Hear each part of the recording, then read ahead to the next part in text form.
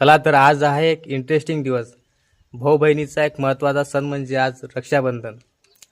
आपल्या जीवनातील सर्वात जवळची व्यक्ती म्हणजे आपली एक बहीणच असते. आई आणि बाबाच्या नंतर आपली सर्वात मोठी काळजी करणारी म्हणजे आपली एक बहीणच आहे. बहीण लहान असो किंवा मोठी, तिचं प्रेम हे आईबाबासारखंच दिसणार. मी असं हरेकदा बाहेर ठिकाणी कुठं मित्राच्या इथं, शेजारच्या इथं, नातेवाईकाच्या इथं पाहतो, जे बहीण भावाच्या नात्यातली जे बॉन्डिंग आहे ते लाजवाब आहे. थोड्या थोड्या गोष्टीसाठी भांडण करतात, झगडतात आणि एकमेकांवर नाराज होतात. पण त्यांची नाराजगी हे थोड्या टाईमापर्यंतच मर्यादित असते, पण ते एकमेकांचा साथ कधीच सोडत नाही. बहिणीला जर खरोच आली ना तर भावाचा जीव मोठा तळमळ होते. आणि भाऊ जर कोणत्या कारणामुळे जर दुःखी असेल तर बहिणीला मोठी काळजी लागते. आपल्या जन्मापासून ते आपल्या मृत्यूपर्यंत आपल्यासोबत एकमेव असणारं नातं म्हणजे आपले बहीण भावाचं नातं. जेव्हा त्या बहिणीचं लग्न होते ती बहीण सर्वात जास्त आपल्या भावासाठीच रडते आणि 100%तून 90% तिच्या डोळ्यातील अश्रू हे फक्त भावासाठीच असतात. आणि भाऊसुद्धा लपून चिपून ते पण बहिणीसाठी रडतातच.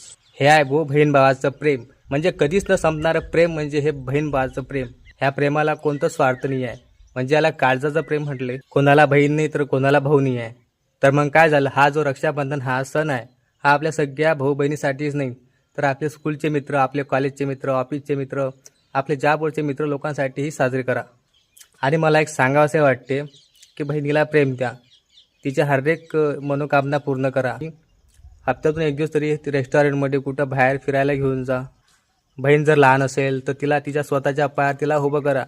तिचं भविष्य तुम्ही स्वतः घडवा. जेव्हा काही वर्षाच्या नंतर जेव्हा तिचं लग्न होणार तेव्हा तिचं भविष्य हे तुमच्या हातात नसणार. आणि जसं तुमचा आज हक्क आहे तसं हक्क पण नसू शकणार आहे. म्हणून बी केअरफुली.